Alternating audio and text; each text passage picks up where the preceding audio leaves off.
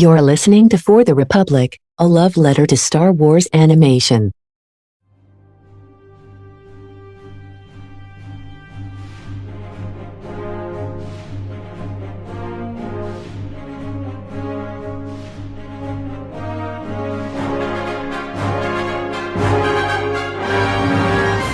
Hello there. Hello everyone and welcome to another edition of our Obi-Wan Kenobi recaps. We are here to talk about part 3 of the Kenobi series, and what an episode this one was. I am Andrew here once again. We got Connor, Jake, and Don here with us right now. How are you guys? I'm good, dude. Very much so. And I am very much bursting to talk about this episode because, wow. Wow, there is so much to talk about this week. There really is. I need it to be Wednesday, like right now. This is the first time with any of these live action Star Wars shows that I'm like actually pissed that I have to wait a whole week until the next episode comes out. Same. Yep, big same. All I would like to add is thank you, Deborah Chow. Yes. Just thank you. Thank you, Deborah Chow, for this one. Thank you, This Deborah. show is insane right now. I can't Give her believe all the Star Wars. I can't believe it's real. This is a very busy week for us. This is the third podcast we've recorded this week, but that's what happens when you have massive celebration week and Kenobi and all that stuff. But it's worth it because I cannot wait to talk about this episode. Chloe is not here right now. She will be here in a bit, in a way, but it's going to be the four of us right now. We're going to be talking about episode 3. I have been just completely blown away by this episode ever since I watched it. I've gone back and I've rewatched bits and pieces of it. I haven't had time to rewatch the full episode yet, but this show is something special. And I am just so glad that we're getting it, and I'm fully on board, and I cannot wait for more. Yeah, I agree. I really never thought we would get this. I mean, ever since like 2012 or so. Which is surprising to think about since Pablo Hidalgo has confirmed in some shape or form it has been in development for over 5 years. Yeah. Yeah. Uh, I remember Ewan said something like that in an interview after the show was confirmed, that he had basically been lying to journalists for years, that he'd basically been contacted by Kathleen Kennedy like around the time that The Force Awakens was announced, which is nuts to think about. I always kind of got the sense that he was fibbing a little bit because he always seemed a little too like cagey about Star Wars when I know how much. Especially since they enjoys did it. bring him back for lines in The Yeah. Force Awakens. And it was very brief, but it was something. Oh, I really thought that was like hinting at some kind of family reveal for Rey, but that's all I'll Because say. that wasn't originally, like, when they recorded that, it was originally James Arnold Taylor, and then they brought Ewan in to redub it. I didn't know that. Interesting. So, obviously this has been in the works for a while, but I'm just, again, I cannot believe it's real. We got Hayden back. We got James Earl Jones back. This is just a great week. But before we get into our discussion, like I said, Chloe, who was here last episode, could not be here with us today for the actual recording. Just a really busy week, so no big deal. She'll be back next week, but she did send us a little bit of her thoughts on this week's episode, so let's go to that right now. Hi everyone, it's Chloe, aka Lightsaber Queen, and I am just putting a short message here since I wasn't able to record with everyone else this week due to my work schedule, about how I feel about the new Kenobi episode. I was absolutely speechless after watching this week's episode. Like, it was insane. I think this is some of the best Vader content we've ever gotten. Wow. I mean, honestly, I'm going to be practicing these lightsaber moves in my apartment just for fun. So, yeah, I mean, Vader was insane. The dialogue was insane. I did not expect that Stormtrooper to get cut in half. That was wild, Darth Maul style. It was interesting. So yeah, I mean, I just think the episodes keep getting better and better, and I honestly cannot wait for next week and to be part of the recap again next week. Sorry I couldn't be there this week, and I hope everyone that's listening is doing well. May the force be with you. All right, thank you for that. We look forward to having you back on here next week. So let's get into the episode, guys. Where do we start? Do we start with Fortress Vader on Mustafar? Let's start with Fortress oh my Vader. God, it looks so good. It looked. Why are people complaining about the way it looks? I don't know. Like the one thing I don't know, Jake. This is the Star Wars fandom we're talking about. They're so bitchy. I saw someone compare it to a Spy Kids movie, and I damn near smacked a motherfucker through my phone.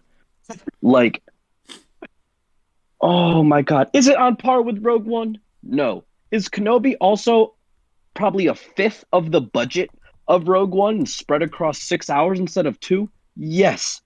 Deal with it, you whiny bitches. Oh my goodness. Yeah, No, yeah, like, I thought it looked amazing. they did what they could with what they had, and like, But I it was think very it well was pretty done. solid. Yeah, It's Especially a with completely different Rogue. aesthetic, though. I was a bit iffy That's on what some people of the don't think shots on Mapuzo, but I thought Nur and Mustafar both looked great. And Yes. Vader's castle always looks so cool. Dude, Fortress Yeah. Inquisitorius looks like phenomenal. Oh I yeah. can't But believe shout out to how Gordy well. Hab. Oh, Gordy Hab's theme for Fortress Inquisitorius and Jedi Fallen Order has got to be one of the best themes in Star Wars. If you guys don't know what it is, go listen to it. It is sick. just go listen to the entire Fallen Order theme by Stephen Barton and Gordy Hab. It's just phenomenal. It's really good stuff. Yeah, I really Entire liked. soundtrack. I watched Alex from Star Wars Explains review of Episode 3, and he had this really. He mentioned something really cool about how in the shot leading up to Fortress Vader, the fires of Mustafar are like roiling and bubbling because, like, you compare to Rogue One, it was Fire. all. We'll get to that, Connor.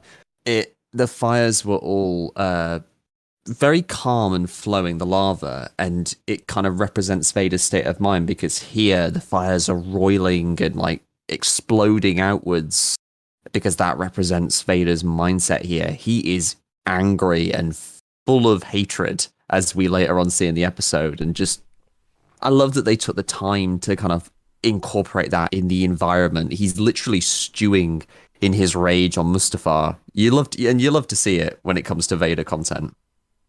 Can we also talk about how I don't know if anybody has actually looked this deeply, but if you look at the establishing shots of Vader's castle in both Rogue One and this episode of Kenobi, they even got like the ridges on the cliffs, like the rock ridges, almost exactly the same as Rogue One, but it is a completely different angle.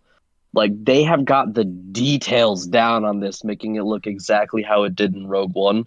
Yeah, they did And that I just homework. think that's super cool because that's not something you have to do. You don't need to make a rock in the distance in a 2-second establishing shot look exactly as it did in a film that takes place 10 years in the future, but they did, and I think that is great. Yeah, It is indeed. I just think Vader's castle is so cool. I remember when they first introduced it, I wasn't like too sold on it, but I was completely wrong. I just think it's the coolest thing. I love that it's on Mustafar, and all the shots we got looked great. And then of course the first scene we get of Vader being put into his armor, chills to say the least. Oh, it was. Hayden's back. It's like Yeah. it's that cut with Obi-Wan trying to, talk with Qui-Gon again, which again, Oh my prediction God. is that by the last episode, he's gonna fucking show up. He's coming, he's Master. I'd be definitely shocked showing if up. we don't see him. Like Especially with ugh. wow, I'm suddenly blanking on his name. Liam Neeson coming back for Tales of the Jedi. He'll be back. Mr. I don't do TV shows. I only do movies. Like, bruh, like Liam. Every Stop. time I hear Master Qui-Gon, I die a little. It's just Oh, But like 'cause those you two can- being cut, it's just phenomenal because it's like you have light side, like powerful light, powerful darkness. Well, not powerful light in terms of Obi-Wan, as we'll talk about, because like dude gets his ass. That man is rusty. That man is rustier than the map Rust. Yeah. He needs to get his mojo back. And I've already seen people complain about it. What do you expect, guys? I can't believe. Oh my god, guys! He hasn't used the Force in 10 years. Just don't understand. I've said it probably every episode, but I think this show, with the people complaining about it, it really shows that they don't understand basic storytelling. No, and there needs to be development and setup, and it's just, whatever. That's their problem, not ours. But the contrast of like Obi-Wan in such a like, he's so scared, he's so shaken up about, and he's so broken about finding out that Anakin's alive, and then seeing Vader in all of his rage. Yeah, it's phenomenal. I mean, the thing I really like about it is that like you see Obi-Wan trying to commune with the Force and commune with Qui-Gon, and he's like being real patient and calm, and then you just have Vader just being encased in, as Charles Soule said it in an interview, Vader's put into a coffin of his own mistakes, and it's like, yeah, that's it. This man is just encasing himself in his own mistakes. Yeah, once again, it's literally a prison for him of the dark side for him to stew in, and like, do nothing but kind of like, direct his anger and his hatred towards like those he deems responsible. And shout out to Charles Soule for basically confirming that Vader does that to himself. Oh yes, to fuel his power in the dark side. I love that detail. Yes, because that's the whole nature of the dark side. They draw on those kind of elements. They feed off of like fear and are fueled by their anger and their hatred. As we see, we see it with Vader's astonishing effect. Yeah, like, he straight up built that over the site of his greatest defeat. Yes. To Obi-Wan in episode 3. Like, I'm sorry. That's metal as hell. Yeah, the symbolism there is great. Sorry, I got interrupted mid-take, so I am back now. The thing I love the most, not the most about this episode, but like one of the things I love about this episode is we see both of the most notable Imperial fortresses in the show. We see Vader's castle, and then we see Fortress Inquisitorius. And it's just like, fuck yeah. I did not expect those two in the same episode so quickly. It was great. I was hyped. Inquisitorius looks amazing. Another thing I love is how the Inquisitors are just all going after each other. They're all getting in each other's way. They're such a bunch of little piss babies. I love them. So basically the Office. She's kind of biding her time there, the fourth sister. She's just like, she sees fifth brother and like Reva bickering about who's gonna like stand at Vader's side, and she's like, I don't want any part of this. I'm just gonna let you. Well, it's funny you say that because I can almost. That is a great design. She looks phenomenal. But Don, it's funny that you say that because as I was watching the episode yesterday, I was thinking, this is like a gang of gang beasts when there's 3 people left, and you're watching the other 2 try to throw each other off the boat so that you can win without having to do anything. I feel like that's where Fourth Sister might be at. Absolutely. I definitely think that's what's happening here. We're probably going to see something happen to her because we haven't seen her anywhere else. Although she could just show up in Jedi Survivor, which is like, it's the same year as Obi-Wan. Well, they're still trying to make us think that Quizzy's dead, but there's no way he's dead. There's no way he's dead. Retcon the entire first season of Rebels. Exactly. Like Vader very, very pointedly cuts Reva off before she finishes the sentence about the Grand Inquisitor. Oh, he will pay for the Grand Inquisitors. The Grand Inquisitor means nothing, which is just so. It's strangely funny hearing Vader just like kind of dismiss those kind of concerns. They did have to remove him though. Oh yeah, you did. You needed to take him off the board. This show's about Reva. In order for Reva's story to matter more and to be more impactful, Grand Inquisitor can't be there for the majority of it. I think he'll come back during this season for sure, but right now he's not needed because now Reva is going to get in her own head because Vader promised her if she, captures Kenobi, she'll have the title of Grand Inquisitor. And then this is brewing tension with the fifth brother, which, again, Don brought it up last recap, but his voice, Sun Kang is doing such a great job in this role. He really and is. all of my concerns about how the Inquisitors were being portrayed are completely gone now because I think they've done a great job with it, and I love everything we've seen so far. Because they're like jockeying for position, aren't they? They're like it's more interesting having the Grand Inquisitor out of the way because then it's more. Then you can have these two like kind of like basically fighting for like who gets to be at Vader's side, and you see more of the kind of dark side element of it at play. But it also makes I'd argue that this is the best we've seen them though too, like the way they're written. Yeah. The Inquisitors are more interesting now probably than they ever have been, at least on screen. Probably Charles Soule's 2017 Vader run, I would say, is actually the most interesting because they were so entertaining in that run. Yeah. But on screen, Rebels, Jedi Fallen Order, I gotta give it to the show, honestly. Like, they are so entertaining. But of course they're going to try to eliminate one or another because how does the Sith operate? The rule of two. They can't have the very nature of the six other Sith. People. It needs to be just worth the master noting and as apprentice, well. and they all want to be Vader's apprentice.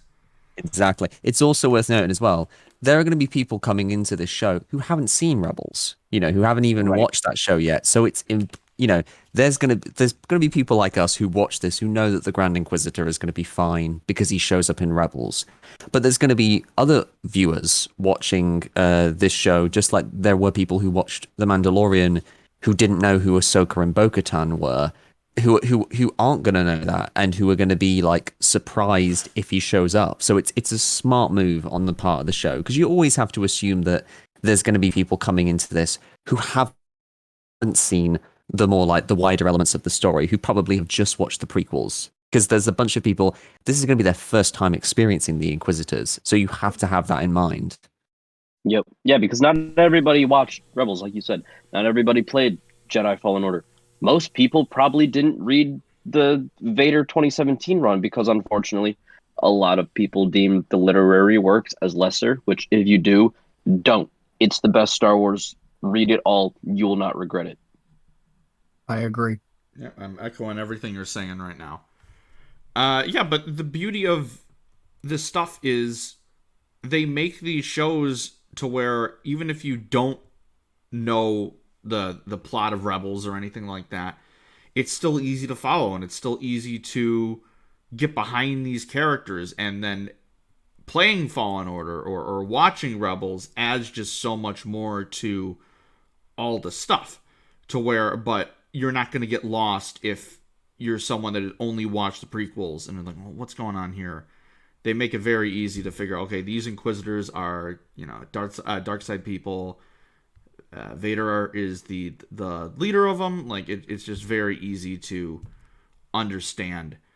The thing I love about this episode too, in terms of the Inquisitorius, is that like it very clearly tells us, for us, it reminds us for other people who Kenobi might be their first exposure to the Inquisitorius. It tells them that the Grand Inquisitor isn't just a person, it's also a title. And that's something I usually forget. Which is interesting because we really haven't seen it portrayed that way. This is the first time they've really displayed the hierarchy of the Inquisitorius, which obviously with Rebels, once the Grand Inquisitor dies, they don't ever establish a new Inquisitor, and I believe they were disbanded shortly after because they were all killed. I feel like by the end of season 2, the Inquisitorius is no more. I think you're right, which is upsetting to be honest with you. The fifth brother and the seventh sister were both killed, and then I think those were the last ones. Yeah, right. Well, and also the eighth brother, I think, or sixth brother. Yeah, yeah, because he was the one hunting Maul, right? Yeah.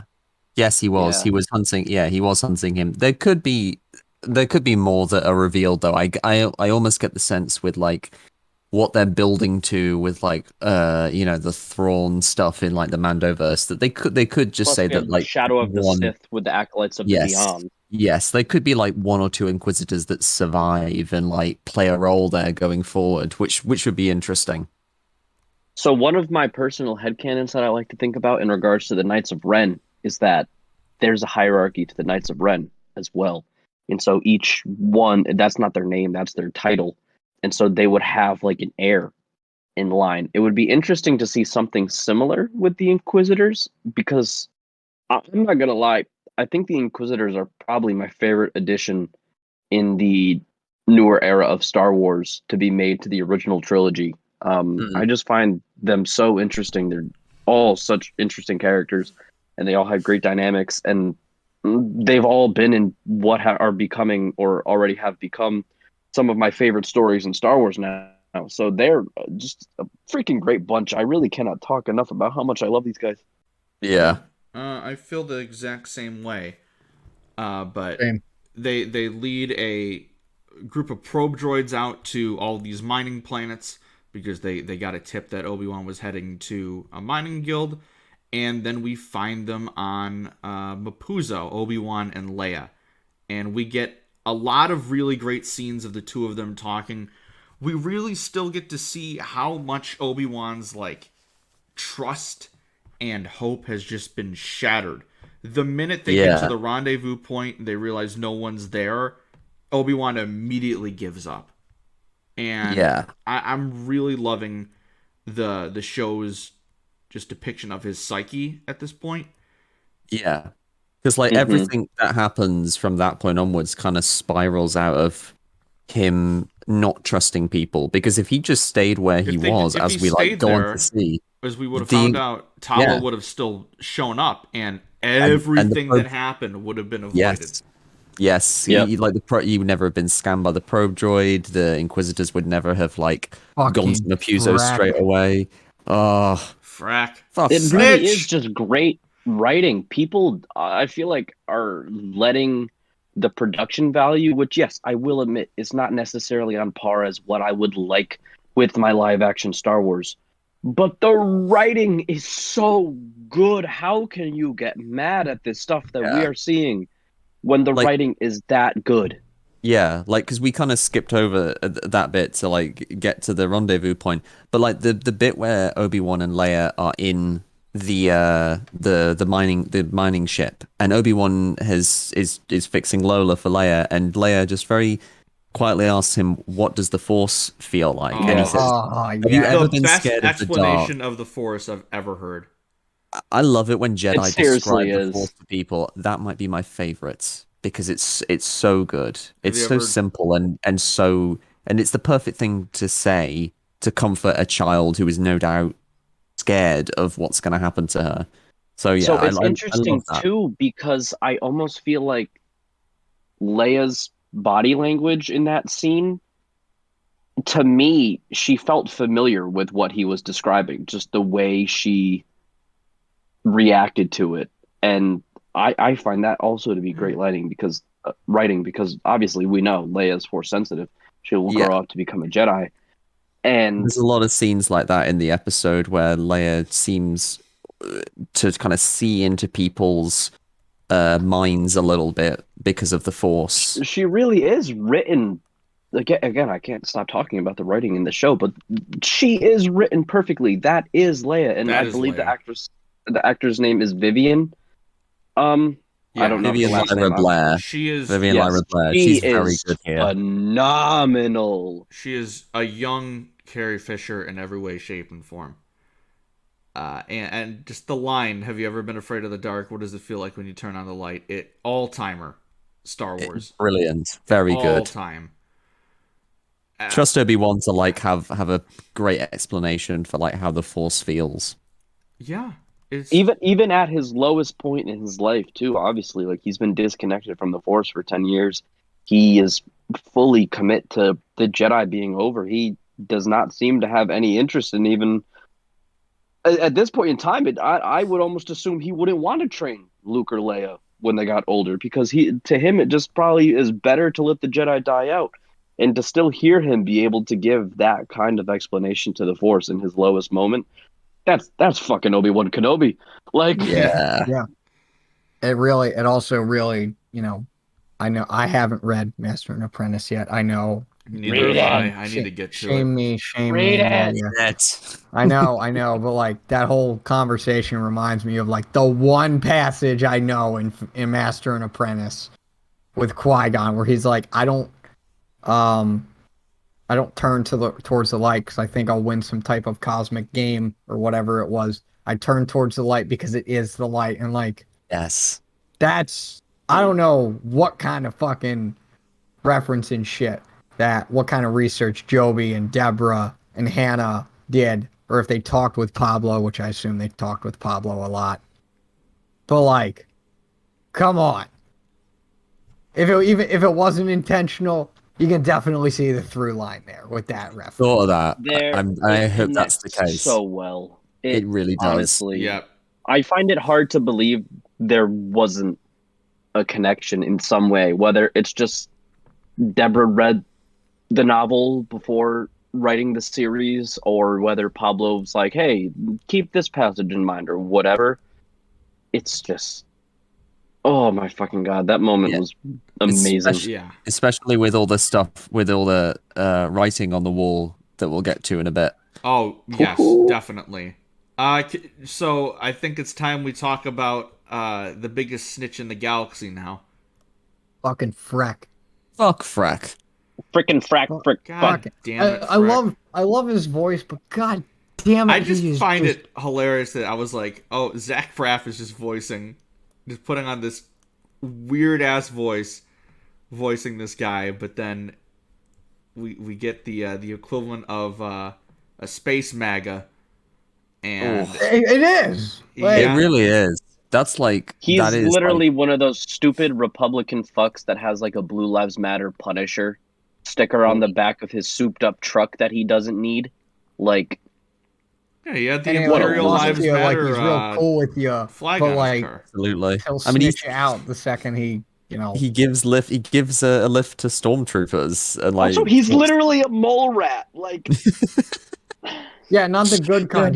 He's not Rufus from Kim Possible. Yeah, like because I kind of felt bad for judging him at first because I saw the design and I was like, ooh, and then like he seems to have such a pleasant like demeanor towards Leia and Obi-Wan. Like, hi there, I'm Freck, and then just to see him not just not just be so supportive, and someone was like, I sussed him out when he said, that's a weird story. Like someone on Twitter was like, yeah, I knew this guy wasn't good news when he was like, that's a weird story. It's like, yeah, I can see that. I should have picked up on that. Yeah.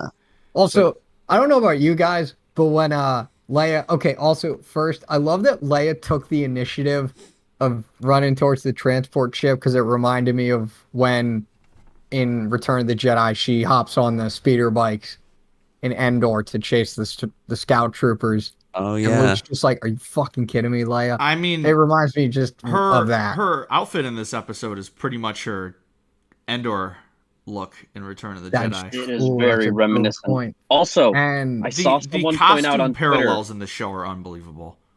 The costuming is brilliant. I saw someone on Twitter point out that one of her braids on the right side of her hair fell loose in this episode. Yes, and it looks like a Padawan braid. Yeah. And you just know that's contributing to Obi-Wan's trauma responses here. Yeah. Which also, can we talk about Ewan is continuing to do a great job. The way he snapped at Leia in that one scene before they got on the transport. I mean, that was just so upsetting. Yeah. Wait, what's I'm trying to remember now. I don't remember exactly what he says, but it was something about you can't trust everybody. He says people are not all good. Oh Leia. yeah. Yeah, the way he said, I was like, Jesus, Obi-Wan, like, dude, he was a dick. Yeah, he is. This is a man that... Which, of course, that was right before we got to see our boy. Oh, when he saw Anakin. Okay. Yeah. I gotta say this because when that scene first happened, I because I guess my TV just isn't that good. I didn't realize it was Anakin at first. Yeah, I felt like rewound an it. I'm like, idiot. I "Is didn't that?" until the close-up. And then Yeah. I was Like, like, I still even can't until tell. even the close up, I was like, "Is that just some random dude? Who the fuck is this?" And then like, Still I go didn't I on thought it was Twitter, who they were Morrison for a supposed to second. meet at first. Yeah. Same. Like I Yeah, realized, was like, oh, it's probably Anakin, but I didn't see it. And then when I saw it on Twitter, I'm like, wait, no, that was in fact Hayden in the robes. And then I rewatched the scene. That, and then the scene later in the episode where he senses Vader on Mapuzo for the first time, incredible. Yeah, it's just like when Ahsoka sensed Incredible. him I in don't know Rebels. any of you were thinking this, but when they were about to board the transport and Leia says, "Say hello to Freck," or say hello to what, I can't remember what the line was. I don't know if any of you thought this. I'm like, Oh he's yeah, probably He's gonna gonna say say hello it. there. He just said hello. I'm like, God damn it, they're saving damn it. it. They're And he saving said it. hello, and I'm like, Obi-Wan. you in complete. I was like, yeah, they're probably saving it. They're saving Oh, it. Can we they're really saving talk that. about how good Hayden looked, though? Yes. Oh, Like, he shout out yeah. to the amazing. clown. Shout out to the absolute clown on Twitter about 6 months ago that was like, they'll need to de-age Hayden. He aged so poorly. No, he he doesn't look like didn't. Anakin anymore. Oh, he looks You amazing clown! in that I shot. don't remember what your name is because you had like 8 followers, but you're a fucking clown. He looks better now than he did in 2005. What the fuck are you Yes. talking about? He's a fine He wine, looked my so guy. good. The look on his face in Literally. that shot is amazing because there's like, Oh my god, the you can rage. see That was there's Vader rage. in Yeah. Anakin's skin. And I Yeah, love how but there's like pain there as well. he's visioning, like when he's imagining Anakin, he sees the version of him that he last saw because he doesn't Yeah. know about the suit. He doesn't know about Vader yet. He doesn't know what So- Vader Also- looks like. Before we get to like the last 15 minutes of this episode, which is like some of the greatest actually, Oh, it's yeah, me. some it of the was me greatest shitting my live pants action for 15 Star minutes. Wars I've ever seen. We It gotta was talk about. horrifying. We gotta talk about fucking Quinlan Boss. Yeah. We The also man should talk about the stormtroopers as well. Well, Yeah, I I was think gonna so. talk about the stormtroopers and how much the tension, at least for me, ramped up during that. But then we got Yeah. another amazing Padme callback, which they keep doing. Yes. They keep hurting me. They 'Cause better. They, dude, I Obi-Wan swear to again God. slips up because Leia gets in his head. He calls her Leia. And he's Bro. like, no, Leia was her mother. I see her in her face cover. all the time. Good cover. Yeah, And then sometimes the- when I look at Luma, I see her mother's face, and I'm like, y'all were brutal for that. Like Joby, Hannah, y'all were. I'm unwell, man. And then the are you my real dad? And I wish I was. My heart. Oh. That was so moving. Broke my When he says, heart. "I wish I could say I was, but I'm not." It's just like, damn. Oh, and then Oh. the fight Which he has also, with the this stormtroopers. show's really bringing up such a great character aspect of Leia and how she struggled to really call herself an Organa early on in her life, which is just such a great beginning to her character when later on she discovers that she's a Skywalker and the daughter of Darth Vader, and she's completely able to renounce that and fully maintain her being an Organa. I love That's that. a really good point, actually. That is, yeah. Yeah, the And fact that we're getting like this sort of semi arc for Leia as well as Obi-Wan, in addition to Obi-Wan, I think is really fascinating because like this feels like one of those shows that's gonna be like the more you watch it, the more you discover, and the more it's just gonna be like, fuck, dude, this just. Do you aged remember when so we well. all thought this was going to be 6 hours of Obi-Wan being sad on a desert? Yeah. Yeah, I'm so glad that wasn't the case. I And still would have just- ate that up, if- but I if mean, you want that, Obviously, but if you need this that, is go so read much the better. Journals of Obi-Wan Kenobi comic from the 2015 Star Wars main run. It's really Also, fucking hold good. on, I gotta It's really really just good. take a second, and then we'll move on to the stormtrooper stuff and the stuff with Tala and stuff. The thing that I keep seeing that really bothers me is that I can't believe Obi-Wan would abandon Luke like this. Or I can't believe that they're retconning A New Hope in the original trilogy. Just no. Like, he's been gone for literally- 3 days, and every Yeah, single exactly. threat to Luke is currently chasing yeah, Obi-Wan. there are Exactly. like all the Inquisitors and Vader and the Empire are all chasing Obi-Wan. And as Bail Organa said, Leia is just as important as Luke is in the first episode. So yes, that's why we spent maybe the first show is going in a episode. different route that you were expecting. Maybe we're getting And a here's little the less thing. Luke, but Here's the thing, it's people. working so well, and it's such a great way for Obi-Wan to get out of Tatooine and to rediscover himself. Is the other Skywalker kid, the other one? Honestly, it of Anakin's was kids. the only viable option to get him off Tatooine. If it was Like, just it some really random was. thing, no, it's the only other, remaining reminder of Anakin Nobody that's knows left. that Exactly. Obi-Wan is on Tatooine. No one knows. Exactly. Nobody. Exactly. So Like, it's not ruined anything. I So- can't believe that's lost on people. I'm not tweeting it out because I'm not dealing with that. Yeah. And also the But, people like- that didn't, like, how the hell did Reva know Leia is Anakin's kid? She didn't. They explained They that in No, the it's second because, explained episode. it oh She my in god, literally the that said- episode. complaint is That ridiculous. Reva Watch Yeah. the knew damn Obi-Wan show. and Bail Organa fought together in the Clone Wars, so she found it in the kidnapped archives. Bail Organa's daughter to bring Obi-Wan out of hiding. It all makes sense. It's and in the also show. very we are easy to literally comprehend. in at the the same show. time. At the same time, we are also talking about a trilogy of films where each successive film has a reveal that contradicts seemingly the plot of the previous one. Like, it was never the intention for Vader to be Luke's dad. It was never the intention for Leia to be Luke's sister until they got to that film and thought that element up. So, and like, going back to this show, you mentioned about how Leia's getting a kind of a semi-arc. What they've kind of done here, I think, is that this is the genesis of Leia seeing the injustice of the galaxy up close in a way that she wouldn't be able to on Alderaan, because Alderaan is a paradise. It's secure. It's, it's safe.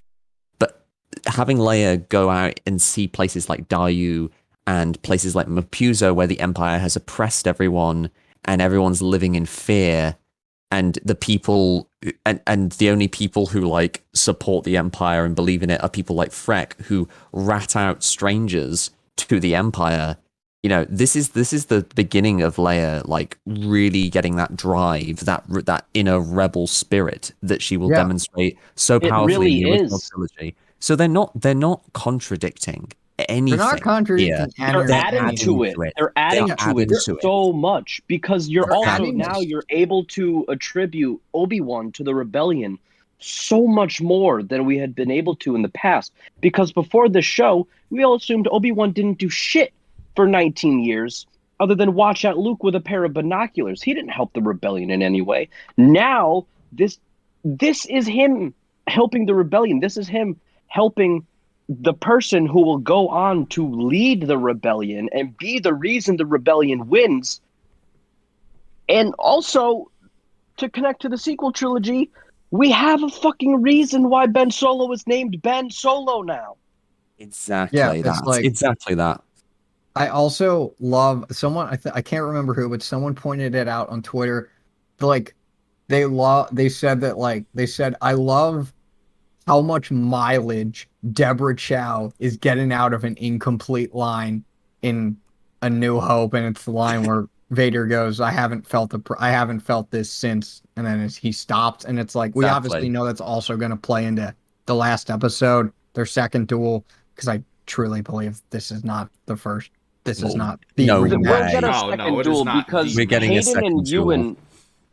Ewan have even said that the choreography that they did for this show was more intense than the choreography training that they did for the prequels. And I do not think that Hayden and Ewan bullshitted us so hard trying to say that the fight from this episode was prequel level choreography, because No. obviously No, we'll get to it. No, that But was no, Kenobi, we're getting who another hasn't- fight. That was Kenobi who hasn't fought in 10 years fighting a goddamn tank. Like, Yep. we're getting another And you know one. for a fact, like, we're gonna get into it, but like, damn, I can't remember what I was gonna say. It was something about A New Hope and Kenobi, or maybe it was about Kenobi. I can't remember, but like, this show's just really good, man. It never. It's is. funny because like when I'm watching it, it never really hits me, and I'm like, oh yeah, this is pretty cool. And then like I think about it, and Yeah, it's like, same. fuck. What are we on again? Well, we, We're talking about we he were gets talking about the bisected. stormtroopers I Dude, think- the and dude like getting how tense that scene bisected was. was nuts. That I was did not I was expect surprised they left that in because like they cut Yeah. the guy I mean, being like, there's like bisected by the 3 door. things they left in like the 15-minute horror sequence that I didn't think they would leave in. no. Jeez. Remember those Yeah. people that thought that this show was going to be too kiddie because it had the 9+ rating in the UK? Yeah. Yeah. Where are you now? But we had the stormtrooper shootout, and then we got introduced to Tala, our Imperial officer who ends up being the contact that Haja Yet gave for Obi-Wan. another Star My Wars. favorite new character in the show. She was Absolutely. great. And She was I was not really expecting the twist of her being an ally, but it Exactly. worked. And I love the stuff that they set up of the underground network, helping these former Jedi and Force sensitive people go underground. We got the Quinlan Voss reference and shout out. I The thing that swear, amazing. really I swear, love- if we talked about it, but if O'Shea Jackson Jr. is playing Quinlan Yes. Voss, I might shit myself. That he, would like, be a put- brilliant casting. he I put feel on like he's Twitter, playing a new character. like but he put on Twitter, and he's probably fucking with us because like he seems like the type that would fuck with us. He put in his Twitter bio the 13th member of the Jedi Council, and it's like, all right, you're probably fucking with us, but like, what if you're not? I feel like What if he's a you're new not? character. Like he's probably going to be one of those another one of those younglings that we saw at the start, because I feel like that would make the most sense. He might have just been talking about the fact that like he's a Jedi and that's going to piss off like the idiots like who just want to complain about like every little thing in this show. But yeah, either the Quinlan way, Voss reference, super cool. Yeah. And also like the fact that there's all that Aurebesh on the wall, it's already been so much fun watching people decipher it, because like there's so much cool stuff there. Like there was 4 Legends characters that got I did see that revealed. someone there was it was Darth Deacon over on Instagram. Yeah. Y'all should follow him. He's a great Star Wars content creator, does a lot of cool visual guides for like battles and literary works and stuff. He's really cool stuff. But he pointed out today one of the Aurebesh words written on there does say Doom. Yes. So- and there's also a For Life and Light, which is kind of a Yes. different version, but it's there. There's a High Republic It's the reference in same Obi-Wan. version. I don't want to Which, like, hear this. Yariel Poof? Yeah, there's a High Republic reference in Obi-Wan Kenobi. How awesome is that? Yeah, it's really just- cool. Like, even if this Quinlan thing was a one-off, it still got me super excited because 1, it's confirmation that he survived, and 2, it means that he can show up again in future stuff. Don said, Bad Batch is a the possibility. thing. I'm Like, Yeah. the thing, like Yeah. for me, because like I don't know why, because I think it just wasn't ever really confirmed outright to me that Quinlan survived. That like just that like he may have survived in the 2017 comics. Yeah, because like Just it's What's Stop. crazy is, again, When he this says, is- "Oh, he helps here and now," and I'm like, yes, he's finally fucking so alive. he's active in this time period, and this is 10 years after Revenge of the Sith. So he's Which he's I know he's we've definitely talked alive. about. We've talked about Obi-Wan being in Jedi Survivor, or Maul being in Jedi Survivor. I just want fucking Quinlan Voss in that game. Imagine him with Cal. That would be The amazing. two of them with psychometry Oh, that would be feeding off of each incredible. other. the thing, That Yeah. would be so cool. the thing I That would love be the cool. most about Voss is the fact that we all love this character so much, and it's from one episode of Clone Wars. One episode. Which Exactly. always like blows me away when I'm like, oh yeah, he was only in one episode. That's right. It feels like Yeah. he was in so much more because Well, of because how of much Legends, everyone loves him. yeah. Because of But, Legends yeah. and like all the comics and stuff, yeah. Just to mention the like this path they call that some people call that transit system that they're using for Jedi. I loved that. It was a really cool addition to like this time period, and it felt very kind of like underground railroady type thing. With the way that the Jedi are being sheltered and protected by people. And it was just really cool with like to learn more about this character Tala, because as you said, none of us would have called that she was a double agent, that she was actually helping the Empire, helping the Jedi, because like we only see her in the trailer in the Imperial garb, so there was no Yep. indication of that. And she's just such a cool character because Did you think that there everything was a she chance she says. could have been Force sensitive, or do you think she's just someone on the I inside helping think them out? I think her kid. I think because there's a line where she says the Inquisitors that the Empire takes anyone who's Force sensitive, even children, and she kind of goes a little bit in there, like her voice changes Yes. a little bit. So I almost wonder, did she have a child that was taken by the Empire that was Force sensitive, and did that kind of like spur her to become this rebel? Just because That was my assumption. if anything's going to spur you to basically rebel against the Empire, it's going to be the Empire turning on you and taking your child, even if you have joined them and have been serving them loyally. But yeah, Tala, Right. really cool character.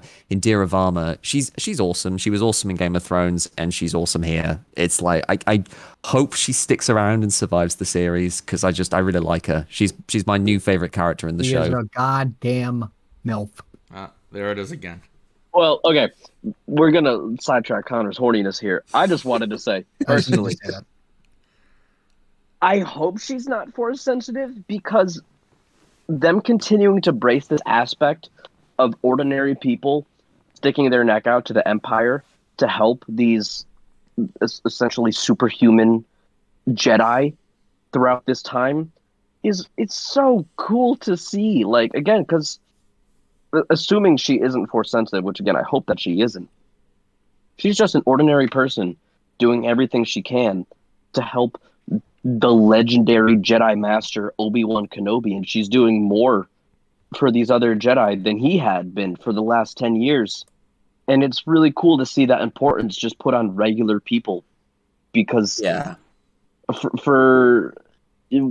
we can talk about the sequel trilogy all we want.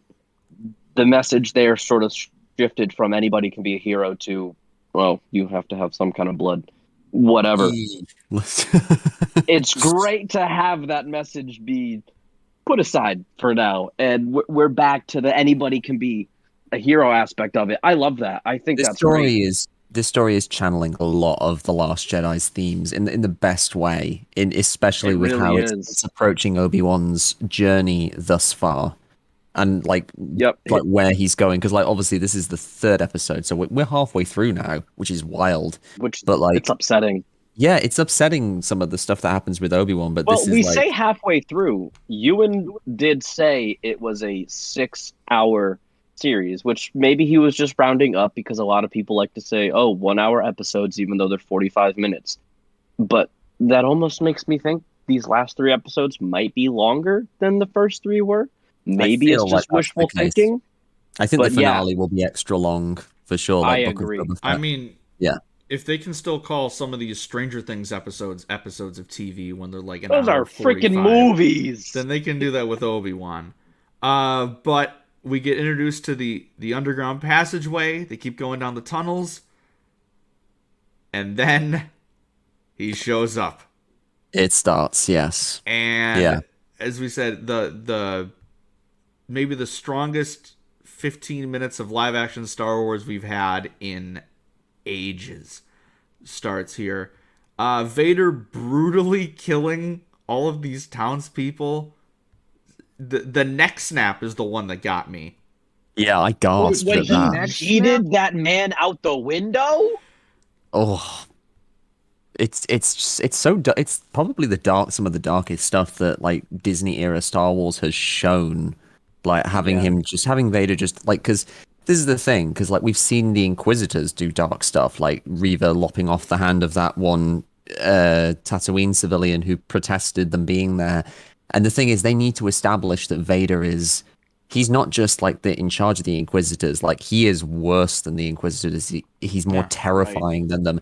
And like they can't touch him. You see the fear on Reva's face Yes, during they're that. all That's what I scared was of gonna him. say. Like, Yeah. they cut back to her, and she looks horrified for like a second. Right. She's Yeah. been a hard ass all series, and to see that, which I will say really quick, where all three of our main characters, Vader, Reva, and Obi-Wan, all left off, I have a feeling this episode 4 is going to be flashback heavy for all of them. I agree. Because they're all in a very reflective moment in their journeys. Absolutely. Obi-Wan just faced his past.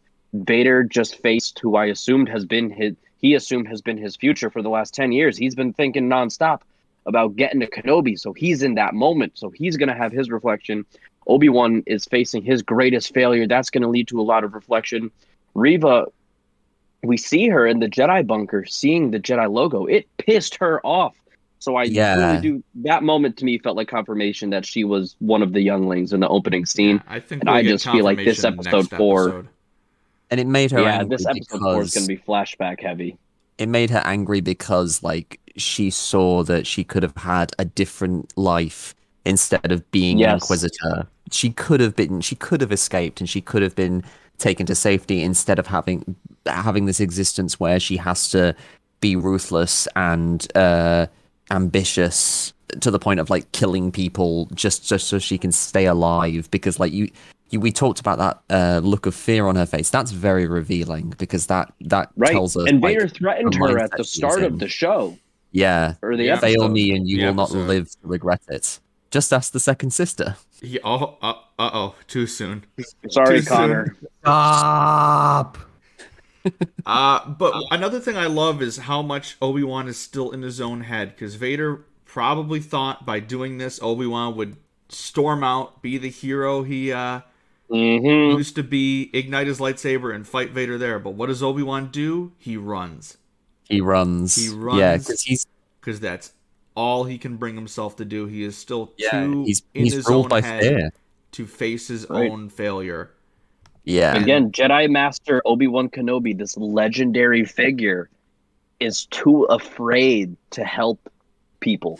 It's crazy to see this shell of a man. And again, the parallels to The Last Jedi, fuck all you fandom menacers. This is the best kind of story. You guys are losers. Yeah. And then we get to him running in the desert, and we get what is now coined as the Skywalker shot of Vader igniting his saber. And I love that. I lost it. It was. I'm literally on that tweet right now, so just blocking everyone. It's just being a little bitch. And then I love how he still. I got it. He doesn't even ignite. He still just keeps running. Yeah. You can't run forever, Obi-Wan. And then he finally ignites it. And it's out of fear honestly, as well. He ignites that the saber out of POV fear. shot, the POV shot with the saber, I genuinely, I made the mistake of watching it like in the dark. I had all the shades drawn and all the lights off. And in that moment, I was genuinely terrified. Like I had chills running up my spine. Because you didn't know where Vader was going to come from. You didn't know if he was going to pop out from in front or behind. And frankly, I was waiting for that Empire Strikes Back style where Luke is walking down the hallway and Vader just comes out of nowhere from behind with a massive downward swing on him. I was expecting Vader to do that again, and that terrified me. And it was awesome to see him do that later on in the fight. That very Empire Strikes Back reminiscent moment. But oh my God, again, say what you want about the setting, say what you want about the visuals and the cinematography. Deborah Chow's directing in that scene, it was horrifying, and that was exactly what it was supposed to be. And it was just. People haven't been too high on the cinematography, but I actually loved the way as soon as Obi-Wan's lightsaber ignites that the whole shot is just bathed in this blue light. I thought it worked so well. It makes sense. Yeah. The lighting is incredible. Like this is the best use. And myself included, probably thought that they're gonna wait until this really, really great badass moment where Obi-Wan finally ignites his saber. No, but it's out of fear. Out of fear, I think I like this more. Yeah, I did too. Because you can see it in his eyes. And then we get the fight. The great, like, what have you become? I am what you made me. Oh my God, that gave me chills. Yeah, that was like you mentioned baller line. You mentioned because not only is Vader this badass that's snapping necks and killing civilians, which that's not an important thing, but it is cool to see on screen, I will admit. but we still have Anakin in there. He still is Anakin. Like, even through all of the Vader evil badassery, this is still Anakin fucking Skywalker being petty. Someone said And- that they wished that's the one time where they wish they could see his facial expressions was during this fight. Yes. Oh, I think we'll see his face like during the next one for sure. You mentioned We're the lighting, absolutely though. going to get more charred Anakin Yeah, you mentioned and the Hayden lighting. acting.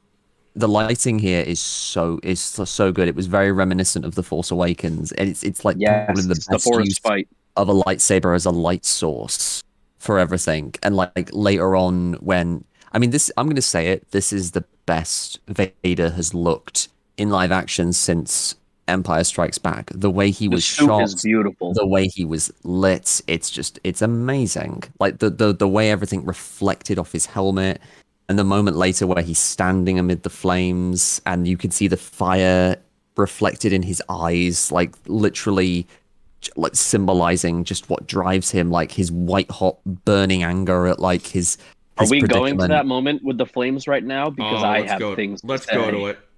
Let's First of go all, to it. When- we talked about, before you do that real quick, we talked about how this wasn't the prequel fight choreography that Ewan and Hayden were hyping up. I think we'll get that later. I still think this might have been my favorite lightsaber battle since their duel in Revenge of the Sith, but for completely different reasons. Like we said, of just Obi-Wan just out of his element, scared in his own head, and he gets his ass kicked. But The emotions are so there. As you were, go ahead with what you were saying. I just needed to get that. So that thought in. I just really wanted to point out when Ben gets dragged into the flames, Ewan's screams absolutely are reminiscent to Hayden's. Oh yeah. When Vader is yeah. being burnt in Revenge of the Sith. And I don't know whether that was written or that was Ewan doing it. Whoever it was, I love you. Thank you. That was all I've needed out of this series. The last 3 episodes can be dog shit. This is still going to be one of my favorite Star Wars things ever, simply because of that moment. Because just having Vader standing over him, it's a mirror moment. I started screaming. I was horrified. This was the scariest we Vader keep has saying that ever word been. horrifying. We keep saying that, and that really is the only word to describe these last 15 minutes of this episode. They are genuinely fucking horrifying. This Yeah, episode the solidified to passenger me episode. even more that Darth Vader is the greatest movie villain of all time. Yeah. Yes, yeah. which Stuff I have like this. always said. I have always said Anakin is an interesting character without Darth Vader. Darth Vader, to me, is not an interesting character without Anakin. And that is why this is my favorite portrayal of Vader by far. Because it is so very much Anakin and Vader. Like, they're so very much one and the same. And again, I don't know how much of it is writing, how much of it is having Hayden back. Whatever it is, it's just... It's a bit of so both, happy. I think. It's a I'm bit of so both. happy.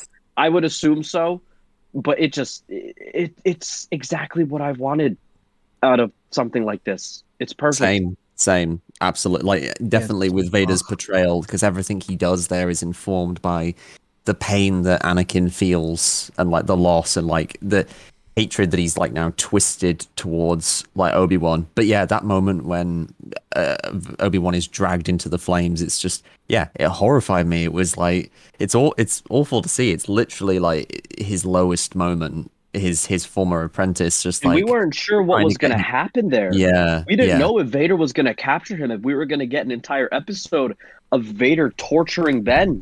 Thank that would goodness have been Tala. Thank goodness Like, Tala here's the stepped in thing. and And stopped the that. little What? droid homie. I don't even remember his name. The little loader droid. The guy Oh, that Ned can't B. speak. Ned Yeah. B. In there real quick and dragging him out.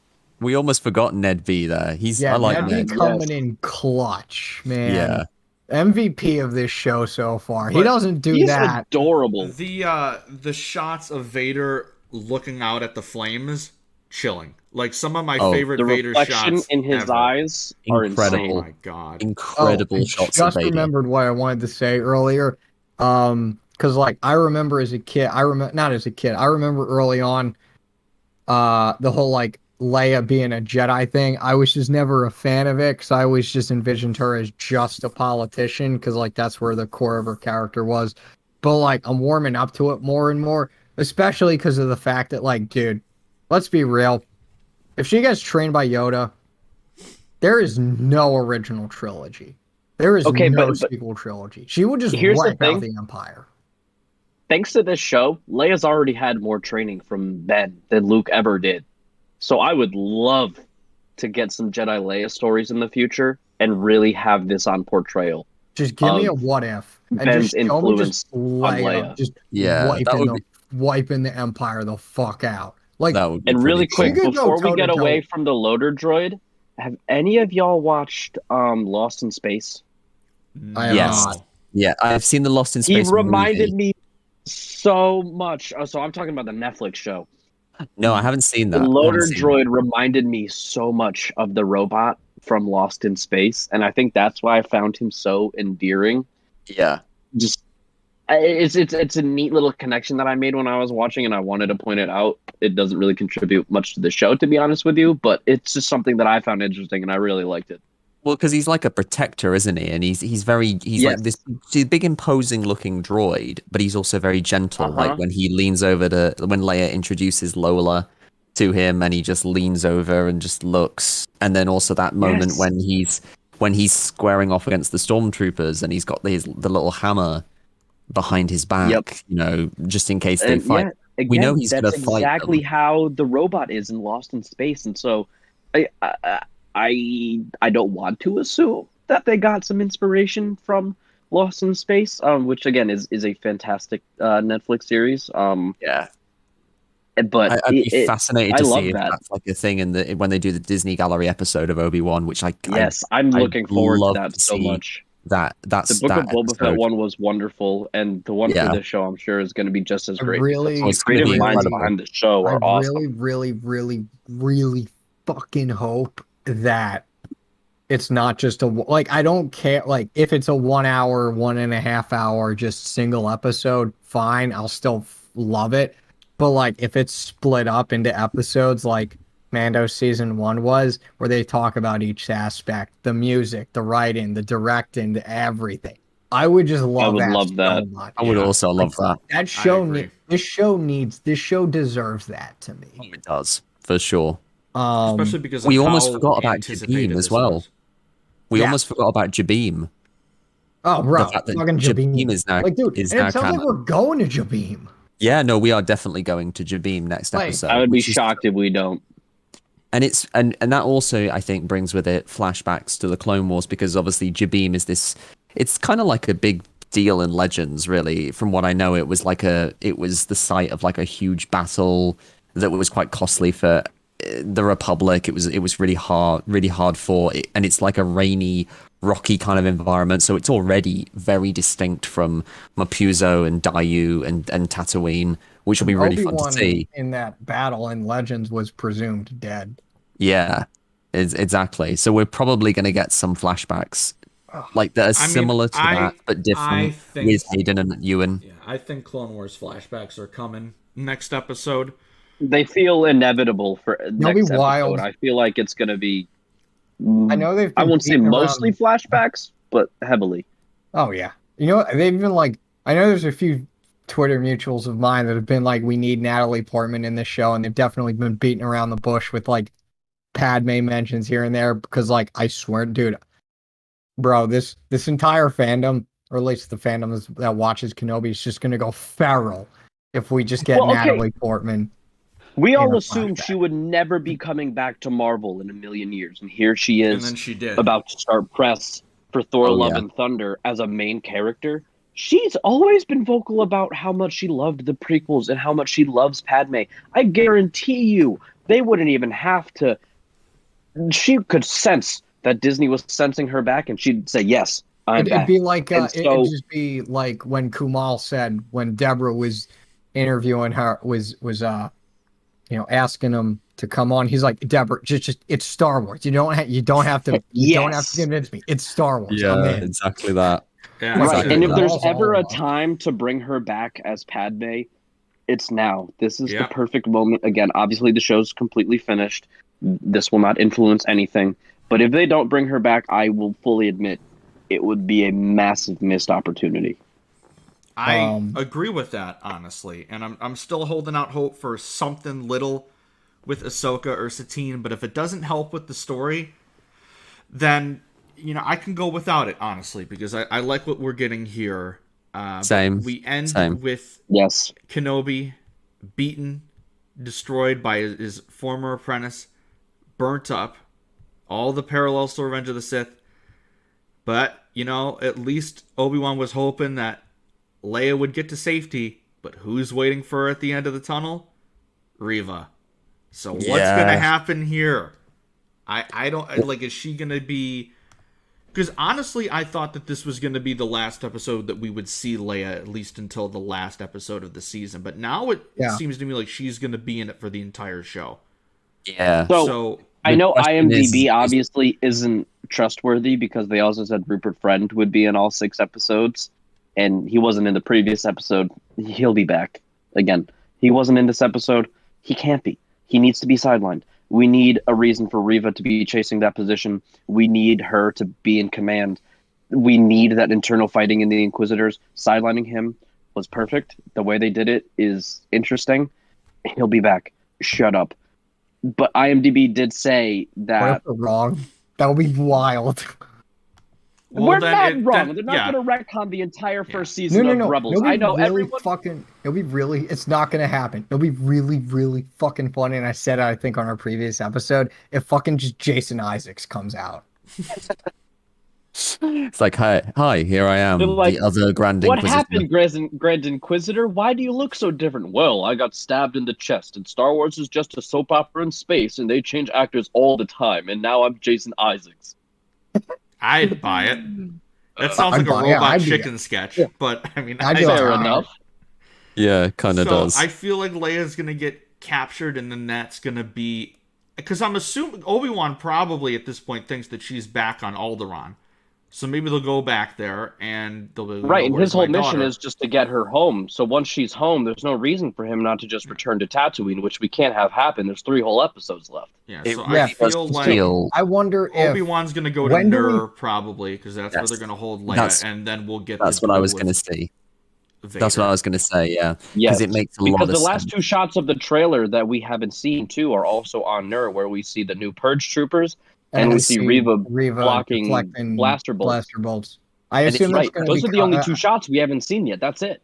Yeah. No, I think there's a shot. I think there's also a shot where Ned B has a blaster. Yes, and he's fighting you are right. So that's probably going to be like next episode early or something. And then like, I think the Reva stuff, I'm thinking... 5 probably. Yeah, I'm thinking 5, and then episode 6 is going to be the rematch.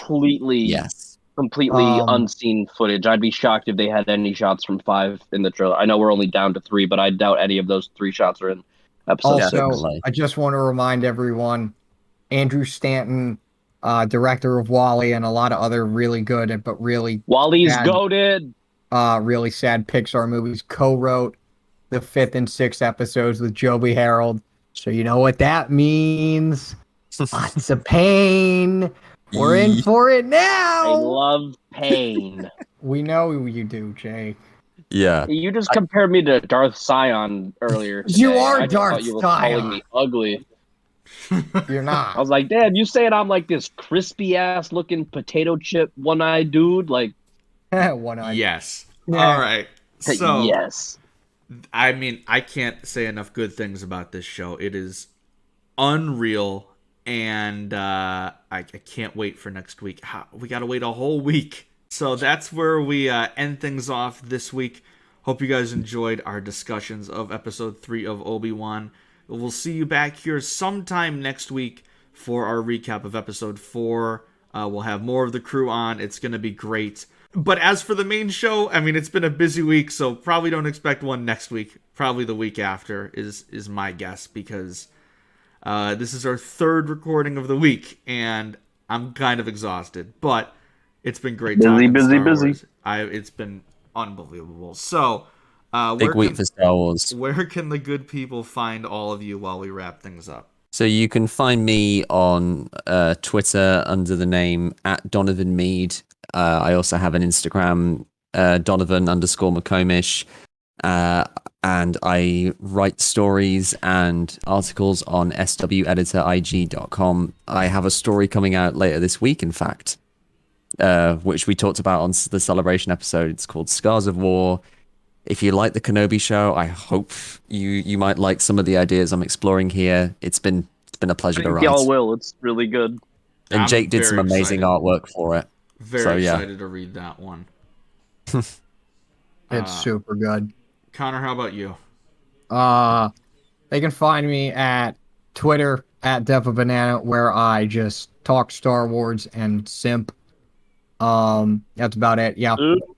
You can also find me talking about Star Wars on my other podcast that I co-host for, the Nerd Academy podcast, specifically our Star Wars show, Knights of the Nerd Republic, where we just talk episode recaps for Kenobi and all the other content that comes out, news, interviews, topic episodes.